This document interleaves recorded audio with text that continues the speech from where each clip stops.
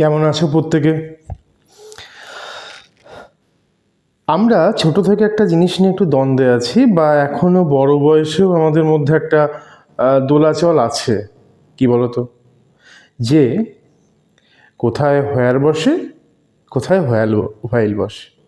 আমি আগের দিনও একটা অফলাইন ব্যাচেও দেখছিলাম, যেখানে এই নিয়ে একটা দ্বন্দ্ব চলছিল এবং গুছিয়ে বলতে পারছিল না। তো হোয়েন কখন বসছে আর হোয়াইল কখন বসছে, এটা আমি একটা মজার ট্রিক্স বলবো আর একটা খুব গুরুত্বপূর্ণ রুলস বলবো। এ দুটো একটু শুনে নিতে হবে, কেমন? দেখো, আমরা হোয়েন যখন বলছি, সে জায়গায় আমরা তার বাংলাটা যদি একটু করি, তাহলে কি দাঁড়ায়? বাংলা হচ্ছে কখন। আর যদি এটাকে আমরা জয়েন করি কোনো সেন্টেন্সকে, তখন এই কটা অঞ্জয়ের মতো রিয়াক্ট করে, এবং তখন কি হয়ে যায় বলো তো? যখন। তাহলে কখন বা যখন, এটা বোঝাতে কি লাগবে? হোয়েন। প্রশ্ন হচ্ছে, আমি যদি এটাকে একটু ঘুরিয়ে বলি, কীরকম? যে কতক্ষণ ধরে, বা যতক্ষণ না। তো যতক্ষণ, কতক্ষণ, এটা শুনেই বুঝতে পারছো যে এখানে শুধু একটা নির্দিষ্ট টাইম বলছে না। আমরা একটা খুব সহজ ট্রান্সলেশন করে ফেলি। When I saw a cheetah, I ran away.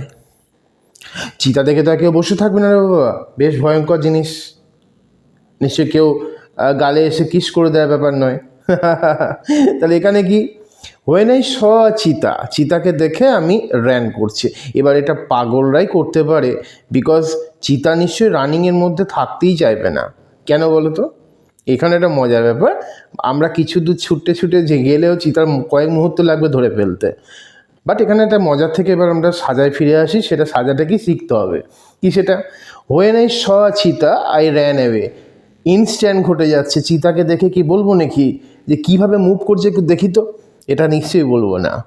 তাহলে এখানে খুব মজার ট্রিক্স একটা কি, যে ইনস্ট্যান্ট ঘটে যাচ্ছে, এবং এখানে দেখো আমরা দুটো ইনডেফিনাইট ক্লজ পাচ্ছি, অর্থাৎ ক্লজ দুটো ইনডেফিনাইটে লেখা আছে। কীরকম? When I saw a cheetah, I subject, saw V2, then I ran away, I subject, ran away V2. Indefinite form of past tense, and the latter one also indefinite form in past tense. দুটোকে connect করছে কি দিয়ে? When দিয়ে। তাহলে indefinite ফর্মকে আমরা কিন্তু জুড়তে পারছি হোয়েন দিয়ে। এইবার দেখো, আমরা যদি হোয়াইল বলতাম তাহলে কি হতো? While I was returning from my office, I saw a beggar in front of the gate. আমি ওই বাড়িটার গেটের সামনে একজন ভিখারিকে দেখেছিলাম। প্রশ্ন হচ্ছে কখন দেখেছো? ধরো এসে গেছে আমাদের প্রদীপনজি, এসে বলছে কখন দেখেছো? তো আমরা বলতে পারছি না, ঘড়িটা দেখে মনে পড়ছে না, এই বাবা কখন রে বাবা। বাট এটা একটা বোঝা যেতে পারে যে স্যার আমি যখন বাড়ি ফিরছিলাম অফিস থেকে, না সেই মুহূর্তে আমি এটাকে দেখেছিলাম, সেই মুহূর্তে কোনো একটা সময় যেন ওখানে ক্রস করছিলাম, দেখেছি।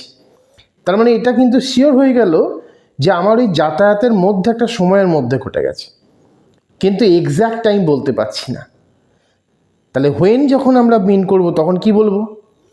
যে যেখানে আমাদের একটা এক্স্যাক্ট টাইম মেনশন করা থাকবে, ক্লকওয়াইজ একটা টাইম মেনশন করতে পারবো, দেন হোয়েন।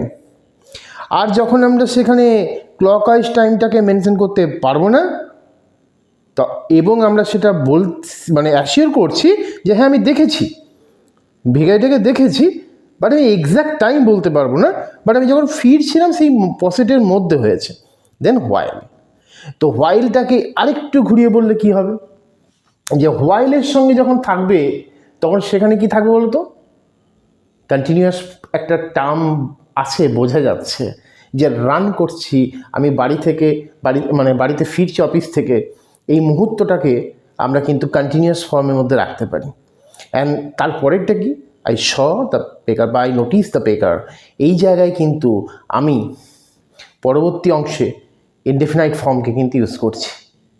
তাহলে হোয়াইল আর হোয়েনের মধ্যে একটা ছোট্ট ব্যাপার দেখলাম, হোয়াইল হচ্ছে ডিউরেশন আর হোয়েন অবভিয়াসলি কি point of time, point of time. ঠিক আছে, তো চলো আমরা একটা কাজ করি, হোয়াইল এবং হোয়েন দিয়ে কমেন্ট সেকশনে গিয়ে একটু দেখে নেব যে কেউ কেউ অন্য কোনো সেন্টেন্স গঠন করতে পারছে কি না, সেটার জন্য অপেক্ষায় থাকবো।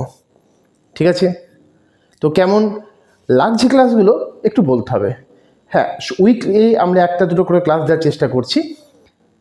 তো কয়েকজন আমাকে ইনবক্স করেছো দেখলাম, মেল করে দিয়েছে ওই ইয়ে দিয়ে যে স্যার পড়তে চাই। তো দেখো আমি অফলাইনে তো অ্যাভেলেবেল সব জায়গায় নই, বাট অনলাইনগুলো হচ্ছে, তো অনলাইনের জন্য ট্রাই করতে পারো। কিন্তু আপাতত এই ভিডিওগুলো একটু দেখো, এগুলো তো ফ্রি অফ কস্ট, দেখলে ক্ষতি নেই। আর অবশ্যই বইগুলো ভালো করে পড়বে, নিজেদের কাছে থাকা বইয়ের ঊর্ধ্বে কোনো টিচার নন। ঠিক আছে, যা শুনছো, যা দেখছো, যা মানে ভালো করে পড়ছো, সবগুলো যদি কম্বাইন করো তবে চাকরি হবে। আর যারা যারা স্কুল লাইফে স্টুডেন্ট অনেক দেখলাম দেখছো, ভালো লাগছে, পরে আমাকে হোয়াটসঅ্যাপেও করেছো, অনেকে জানিয়েছো, আমি বলবো তোমরা স্কুলের সাথে সাথে এই গ্রামারগুলো দেখতে পারো, কেন এগুলি ভবিষ্যতে চাকরি পরীক্ষার সময় এগুলো ঝামেলায় ফেলে দিচ্ছে। আর আমাদের ভালো ভালো স্টুডেন্টগুলো এটাই বলে, স্যার আগে কেন পড়িনি? ভাই আগেই পড় না, ইংরাজি এমন কিছু ব্যাপার নয়, খুব সহজ সাবজেক্ট, এটা ভাষা একটা মাত্র।